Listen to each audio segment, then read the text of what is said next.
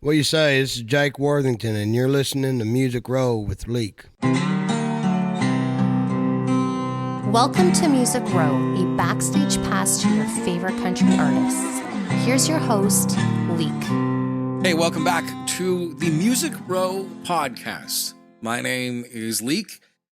You're going to love today's guest. Jake Worthington will be joining us, and this guy is Texas. Man, I had such a great conversation with him just a few days ago. He's on the road right now supporting Riley Green.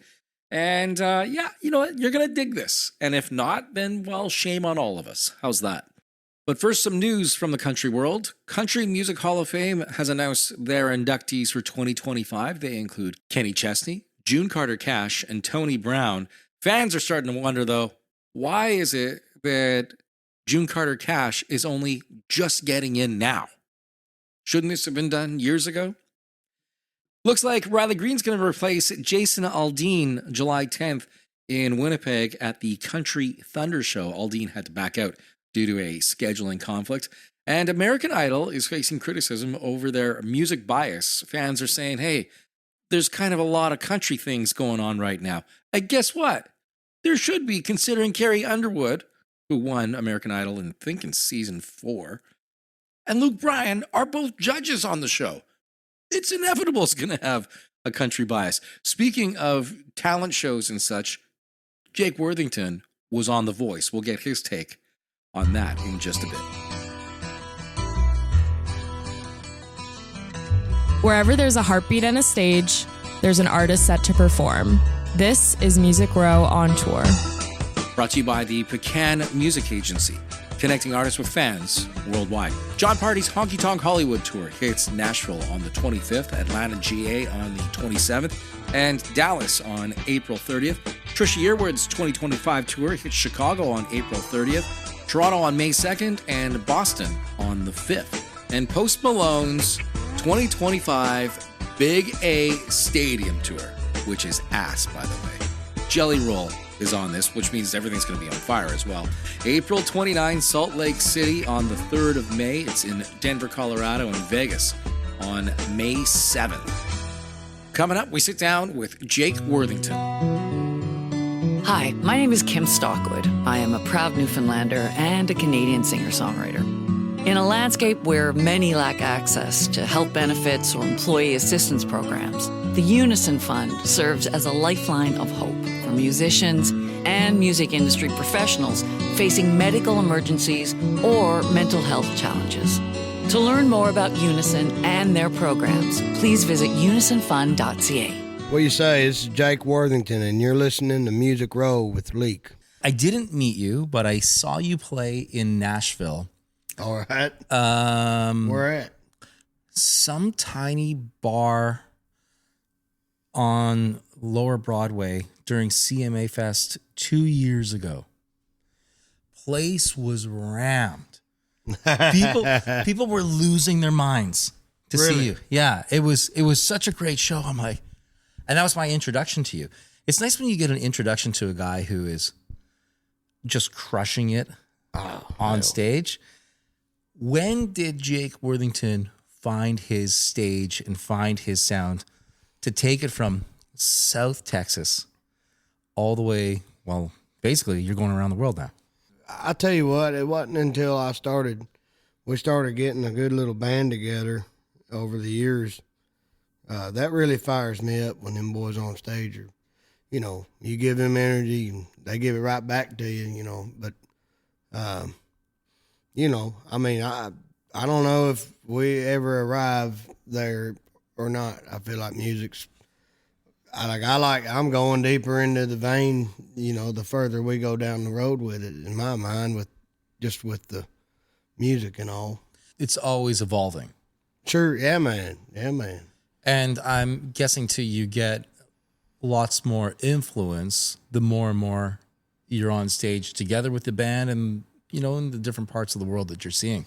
Yeah, buddy. I think, I've always loved country music. I've always loved singing it, and that stuff fires me up.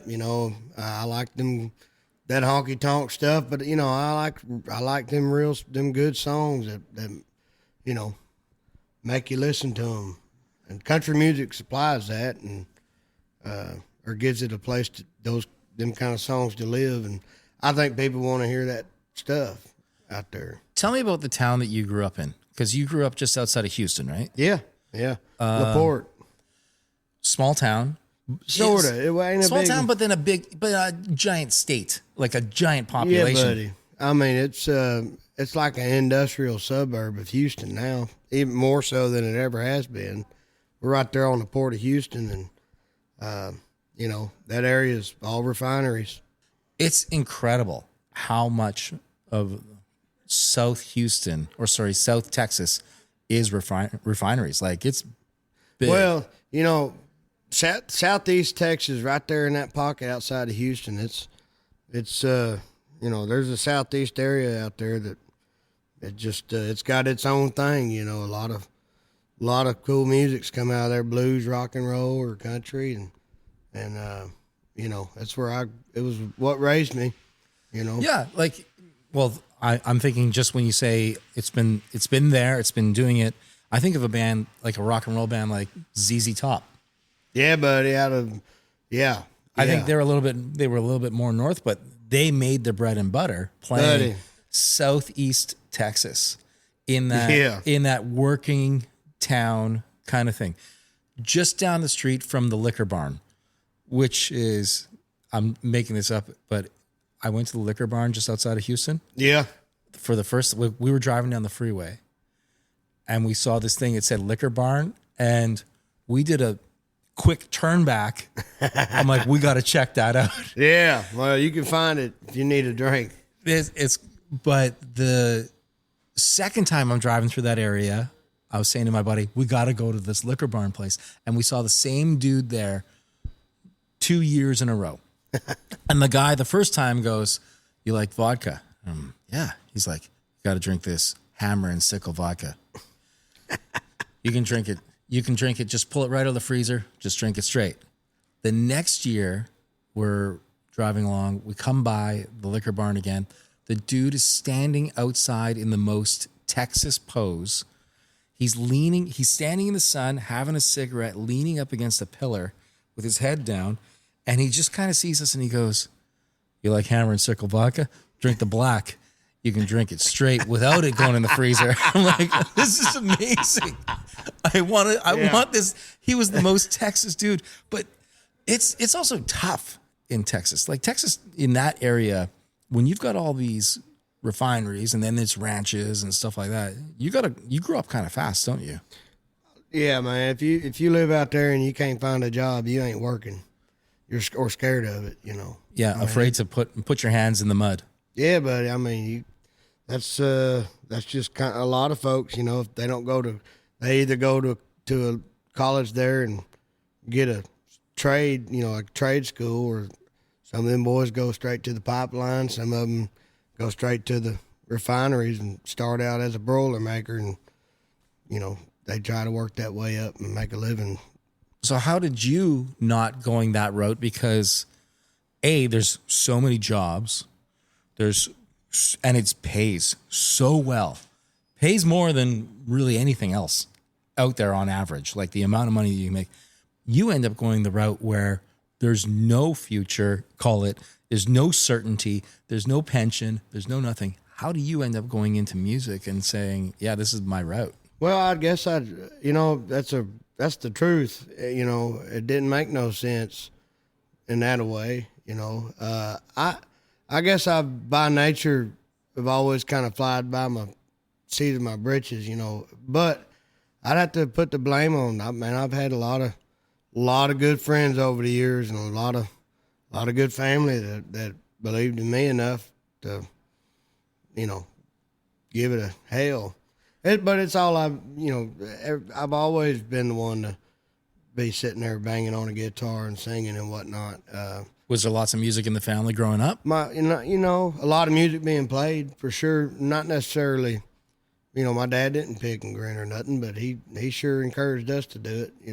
By the way, you have the largest guitar strap, I believe, in music right now. I think I don't know about that. your guitar strap is probably costs what most people pay for a saddle. There's enough leather on that thing. No. I think that was a gift my dad got me. An old feller out of Louisiana built it, I think, for about $300, and I've just always used it. My dad even does some leather work, and he tools and stuff like that, and he's built me a few of them, but they stay at the house you know. You only bring the one. I've always used it. I danced with the one that brought me, even the guitar, you know. I've been able to get a few guitars over the years, but I still play that same one I always had.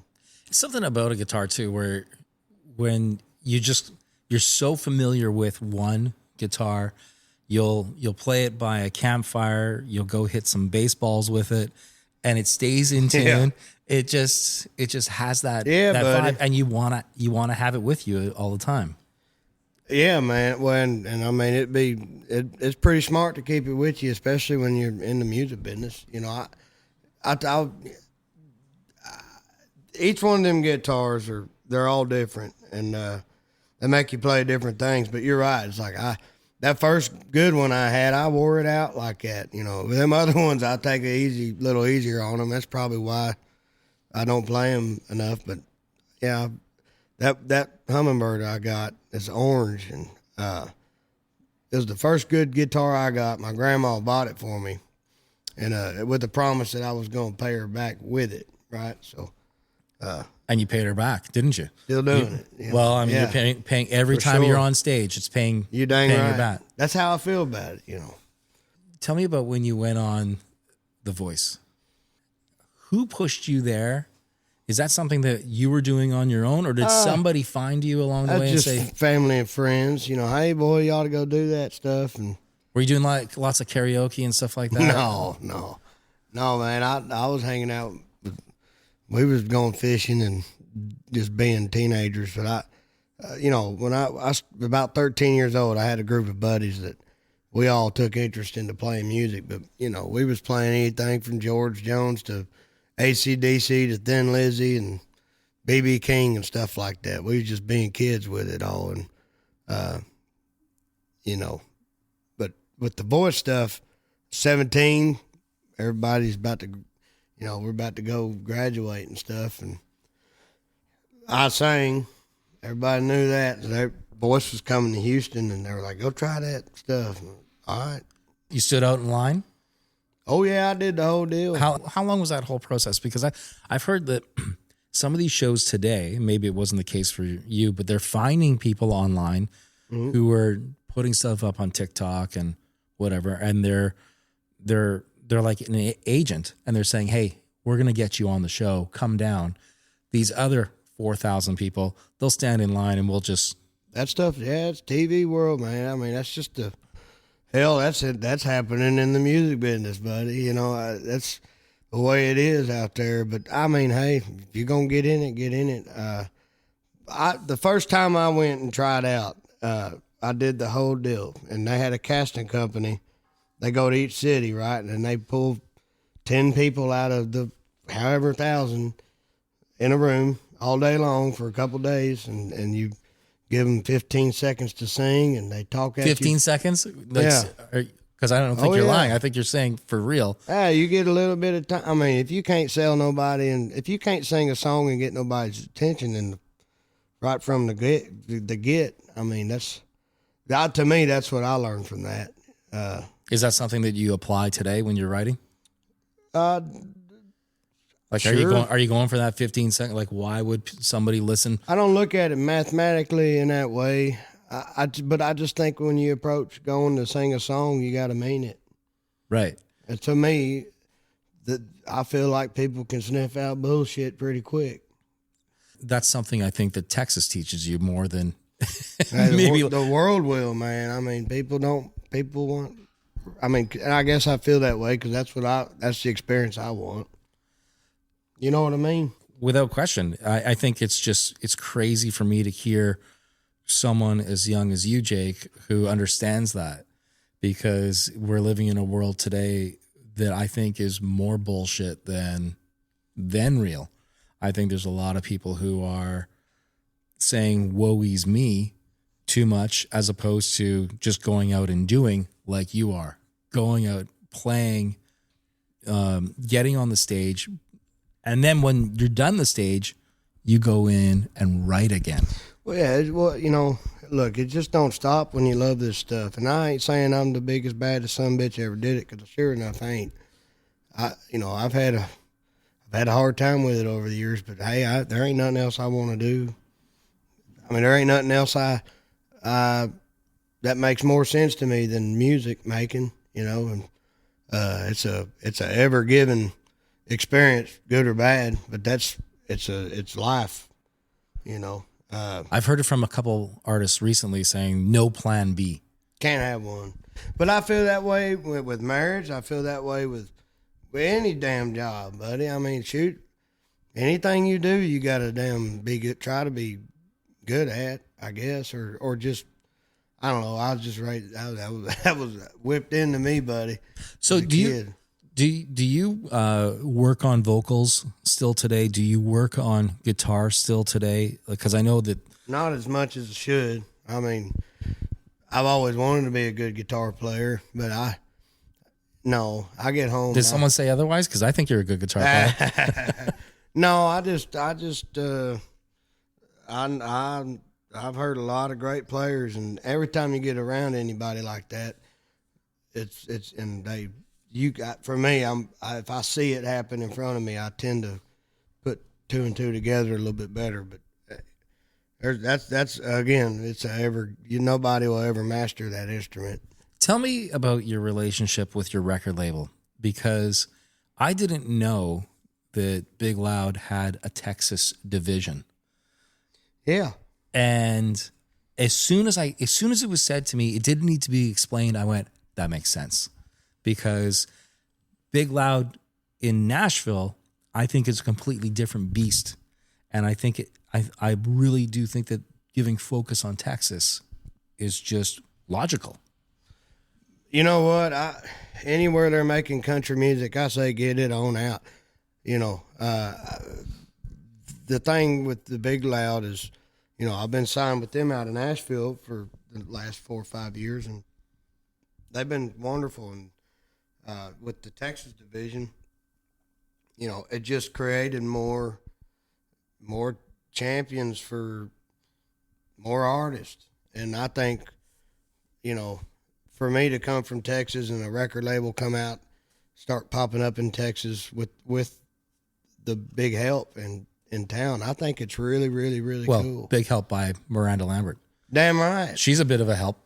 Well, JR and Miranda and Brennan Anthony, you know, they all come from the road dog stuff, man. I mean, they came up through it in the real way. And everybody's experience is different. They just come up on hitting the highway. They came up at a time in music that's really respectable, in my opinion. Not that nothing going on now ain't.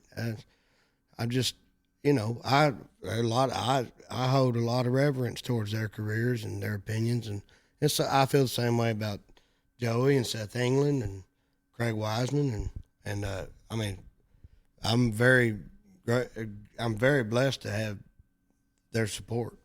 I like how you say, like, you know, being out on the road and putting the hours in and that, because I think that's what actually makes a band. I think by and large, an artist, we can all be hovering around the same level as an artist in the studio. But what makes you as a band and an artist that can, you know, make a go of it is if you can stay out on the road and play. I believe, man, I guess what makes, you know, what I believe is, well, I ain't gonna do nothing else. I don't plan to, and I just ain't gonna. But you know, you got to last longer than it takes, I guess. You know. What do you look forward to the most when you're on the road? Because you're touring around, you're seeing parts of the country, which is one of the things too that I think is the best thing for artists and probably the world, is you get these people who are traveling around, because most people don't travel. Most people Yeah. Most people don't. where Most they're people at don't their have a whole life. passport, and then you just start judging the world from this little Yeah, man. pocket. Well, that's where that saying "you forget where you came from" I think comes from. You know, because you're right, man. Growing up, we didn't get on airplanes and stuff. We went to Garner State Park or went to Louisiana. You know, we didn't do that stuff. We couldn't afford that kind of thing. But now, because this is what I do for a living, you're right, man. I tend to think about, well, hell, just catch a flight. It's easy or whatever. No, it ain't. They got a list of things they got to do to even travel. It's eye-opening, though, for you, and it must bring a lot back to your writing process when you're out on the road. Totally. I mean, you know, but sometimes it can get a little blurry out on the road. You know, you can, just like anything, get a little tunnel vision, and it's easy to, well, it's just good to be mindful to take a look around, know where you're at. You know, What are you taking from the hotels? Are you stealing towels? Because No. I had friends. Seriously, this is a true. These friends of mine, they're out on the road, and I'm like, grab me some shampoo. Because some hotels have really good shampoo. Yeah, but I've done that. Yeah. And I'm like, Yeah. And they brought back like a suitcase full of mini bottles. That's hilarious. But yeah. there's like, I Brought love some back to the house. Yeah, I've done that, buddy. Yeah. because there's nothing worse too. Because you get back from being on the road. You don't want to go to Walgreens or No, nothing. you don't want to go buy any of that stuff. It's like, no, just unpack it. But then That's smart. I do like, though, with a hotel, the sheets smell like bleach. I like They're clean. They just have that Yeah. good smell to them and that. But what do you look forward to when you're on the road that is like, okay, this is the part that I really like, is being with the band and just hanging out. Making the music. Are you writing when you're on the road?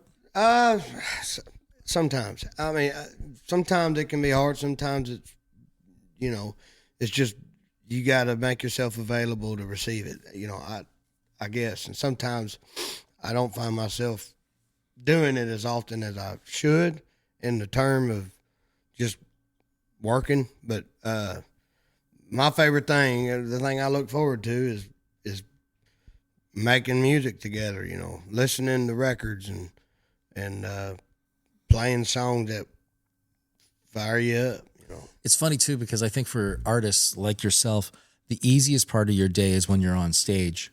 Where when you're a young artist, that would be the most stressful part of their day, is like, we got a show at 8:00 tonight and there's going to be whatever number of people. But that's probably the easiest part. The most difficult part of your day today is, what am I going to do with my time? I'm worrying about, we got to write another song. We've got another session coming up.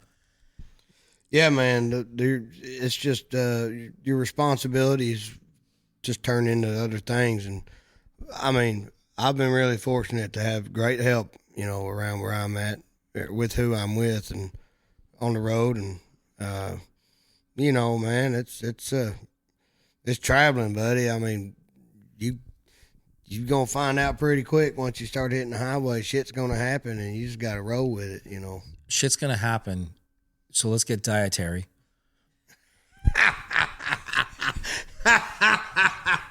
That's funny, buddy. Do you, You know, do- I mean, we've been stuck out in damn Florida after a run.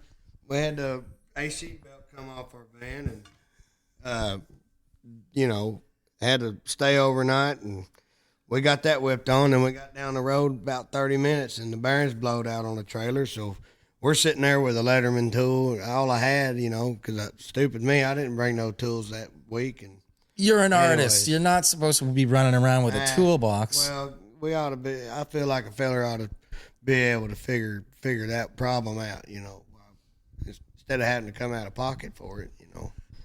But we did have to come out of pocket for it, and an old boy come out there, and mobile mechanic. And, I mean, he took a grinder to that damn axle, and you know, we didn't have no power tools, buddy. We'd have been there for about 2 weeks with a damn Leatherman tool and some grease. And it's costing you money because you every hour, yeah, we're trying to get home. every hour that you are delayed, it's costing you money. Yeah, buddy. And everyone's got to get paid along the way. And this was at the end of a tour or something. Was this? Yeah, a little week run we done out towards Florida. Thank God it was at the end. With Cody Jinks, as a matter of fact. Yeah, it was over with, but you want to get home to mama and all that. Why don't you just text Cody and say, hey, turn the plane around? Shit, man, hell, you talk about a road dog, Cody Jinks, man, he's been doing it forever. And, they were hitched up going to another show, So we're grateful that we got to make that trip with him. What does your summer look like? We're kind of finding that out little by little, but, got the baby. We just brought a little beautiful baby girl into the world in October. So congratulations. Thank you, Hoss. It's the real deal of that stuff. Yeah, because when they're brand new, they have like black tar poo. Heck, buddy, it can get a little Western. I don't know what that means, but I like it. It can get a little Western. They can get a little. I hear you. But you're taking your child on the road with you? As much as we can. We've flown her 7-8 times now. Me and the wife take her any chance we can afford it and pull it off. Hell yeah, I grew up going to beer joints and live music, and I want her to get to experience not only those things, but I want her to know what we do. Yeah, it's I want her bullshit radar really good. I like that. I think we'll wrap this conversation on bullshit radar.